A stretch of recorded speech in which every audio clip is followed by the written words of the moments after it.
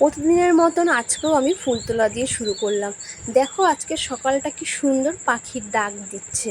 আমি কিন্তু অন্যদিন এই ব্যাক সাউন্ডটা বন্ধ করে দিই, জানো তো, রাস্তার সাউন্ডটা আমি রাখি না। তো আজকে সকালবেলা এত সুন্দর পাখিটা ডাকছে, এত ভালো লাগছে, আমি বললাম না, আজকে এটা বন্ধ করা যাবে না। এটা সত্যিকারের ডাক, এটা কোনো ফোন থেকে তোলা মিউজিক না, সত্যিকারের পাখির ডাক বলেই আমি এটা রেখে দিয়েছি। খুব ভালো লাগছিল সকালবেলায় এত মিষ্টি ডাক শুনতে, কার না ভালো লাগে বলো?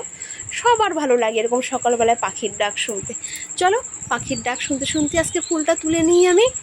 তো দেখো সামান্য কিছু টগর ফুল তুললাম। তো আর ছাদে আবার এখনও ফুল রয়েছে কিছু, লাল জবা ফোটে।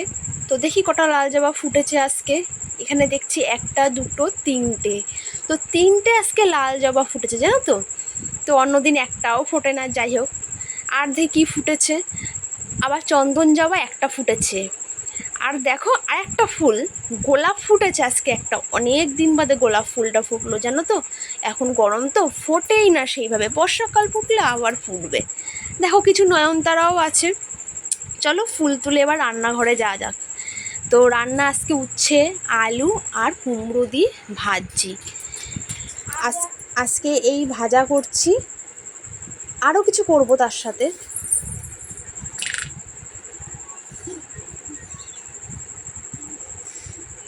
উচ্ছে আলুটা ভালো করে ভেজে নিই। আর করব ডাল, ডাল করব। হ্যালো। আর করব চিংড়ি দিয়ে এঁচোড়। দেখো কড়াইতে দিয়ে দিচ্ছি তেজপাতা, শুকনো লঙ্কা, জিরে। তা পুরোটা করে তোমাদেরকে দেখাচ্ছি। দেখো এঁচোড়টা পুরো করেই দেখালাম, আজকে আর সময় পেলাম না, কারণ পুজো দিতে হবে, দেরি হয়ে যাচ্ছে। তো চলো পুজোর ঘরে চলে যাই। শুভ সকাল আমার প্রিয় বন্ধুরা, তোমরা যেই যেখানে আছো ভালো আছো, সুস্থ আছো। দীপার সংসার চ্যানেল থেকে অনেক অনেক স্বাগত আর অনেক অনেক ভালোবাসা। দেখো গোপাল সোনা উঠে গেছে, গোপাল সোনাকে স্নান করিয়ে দিই সকাল সকাল।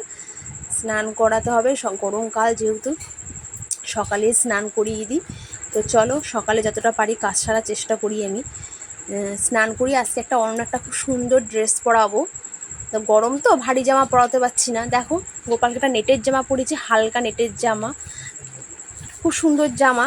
আর এটা সম্পূর্ণ আমার হাতেই করা জামাটা। দেখো কেমন লাগছে গোপালকে আজকে, তোমরা কিন্তু সবাই বলবে। আর লাল জামাটা খুবই সুন্দর দেখতে, তার সাথে পাড়টা ফুলের, দেখতে খুব সুন্দর জামাটা, খুবই সুন্দর জামাটা, আর হালকাও। চলো গোপালকে সাজানোর পর সবাইকে সাজাতে হবে এখন ফুল দিয়ে। তো রজনীগন্ধার মালা ছিল আজকে, তো রজনীগন্ধা দিয়ে সাজালাম। গুরুদেবকেও দিলাম, গোপালকেও দিলাম। প্রতিদিনের মতন লাল জবা মা কামাক্ষার পায়ে আমি দিই, সেরকমই দিলাম।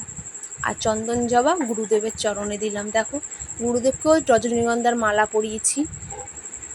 আর কিছু টগর ফুল আর নয়নতারা ফুল রয়েছে।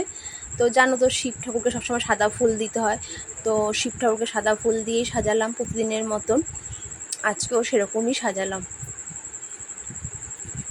চলো এবার সাজিয়ে নিই ফুল দিয়ে, সাজাতে একটু সময় লাগে যেহেতু।